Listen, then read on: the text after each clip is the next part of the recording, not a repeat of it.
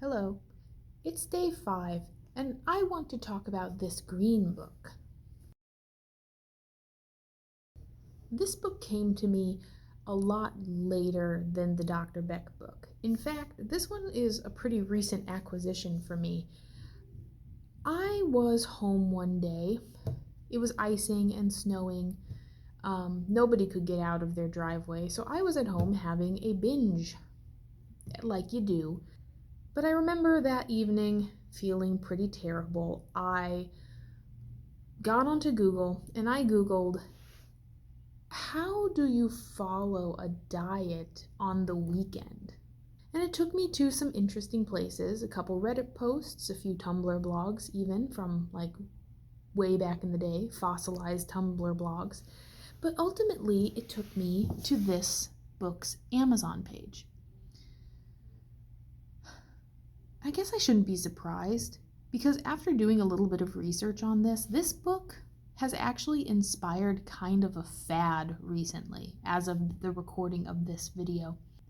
The basics of this book have been peeled apart, taken apart, and added to other diet programs. Because that's the thing about this book, it's not really a diet program. It's written in a completely different style from Dr. Beck. It's almost as if the authors of this book were trying to point out certain aspects of diet culture that we may not even think about anymore with the way that we do things. Among the fads having been inspired by this particular book, I think you've got another book on intuitive eating, The F-It Diet. You've got Noom, which has become very popular lately, or at least I've heard a lot of advertisements for it. You have various scraps of information given by personal trainers and dietitians, all based on certain aspects of this book. And interestingly enough, this book seems to get peeled apart more than other diet books. It's almost like it lends itself to being Frankensteined into other diets, which is great for me. Yeah, but just like Dr. Beck's diet solution or whatever it was called, Think Like a Thin Person, just like that one, there are things I really like and also things that I don't like quite so much. I think what I like about this book can be summed up in just a few sentences. Eat what you want when you're hungry. Stop eating when you're full. It's almost not even advice, is it? I think that if you are somebody who has a normal relationship with food and you're feeling pretty good about your relationship with food, that is a no-brainer. That's not even something you think about on a day-to-day basis. But I think the intuitive eating book is written for people who do not have a good relationship with food. Again, not exactly a diet program, simply something to think about. This book encourages you to eat foods that you may have previously restricted to a point of insanity. And interestingly enough, I know that that advice is going to work for me because I've already got an example of it working. I didn't even realize what I was doing at the time, but when I was a kid, high school, college, younger, smaller, not smaller, bigger actually, wider, shall we say, I loved Mountain Dew. Remember when I said that Friday was my binge day? One of the big, exciting things about Friday was it was the one day of the week I got to drink Mountain Dew.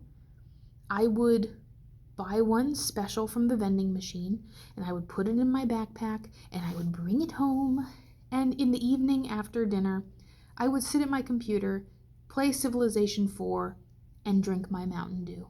Every week, every Friday. And just like with Skyrim and the carrots, Civilization and Mountain Dew. I don't know, you guys. But as time went on, I started to restrict less and less with Mountain Dew. I would start drinking it on Saturdays or Sundays, or even during the weekdays if I wanted it. For a period there, I was drinking a lot of Mountain Dew. And then, like magic, it stopped. Like I didn't want it as much anymore. It was a very strange feeling the first day that I sat down to play video games without a Mountain Dew. But again, I asked myself, do I want one? Because I could have one. And I didn't.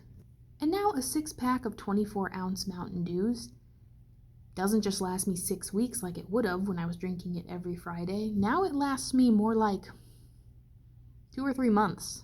Because it's there if I want it. I don't have to drink it. And after reading this book, that's something that they pointed out. That if you're allowed any food, if no food is taboo, if you can eat it when you want it and have as much as you want, counterintuitively, you start wanting less and less of it. But on the other side, there is something that I don't so much like about this book. I do feel like they're coming at it from a point where they assume that you know what a normal eating habit is. But I don't have a normal baseline of what normal eating is. Remember, I've been obese my entire life. As a child, one of my favorite summertime meals was a hot dog with the bun and a package of ramen noodles on the side. That was dinner. Another thing I don't so much like about this book is, again, how popular it is right now. How certain groups have reacted to it. I'm talking about the healthy at any size people. Hot take time. I actually like the healthy at any size movement. But just like with any movement that becomes popular, especially on the internet, a few radical weirdos have ruined it for everyone. For example, I do think there are people out there who can be healthy at the size that I was when I was at my heaviest. But on the flip side of that, you can't tell me, you cannot look me in the eye, you will never be able to convince me that when I was 23 years old, laying in bed, trying to roll out of bed with my hips just seizing up, just feeling like they were on fire, with my back cramping in early morning. Me at the age of 23, barely able to make it up the stairs to my top floor apartment. You cannot tell me that I was healthy at that size. You cannot convince me that that was an okay thing for me to be. How many people have told me, don't ever run. Don't run. It'll ruin your knees. It'll make your hips worse. Do you want to know what finally made my hips loosen up enough to where I could walk without pain in every step? That's right, it was running. I get so frustrated with those people online who say, you cannot try to restrict at all.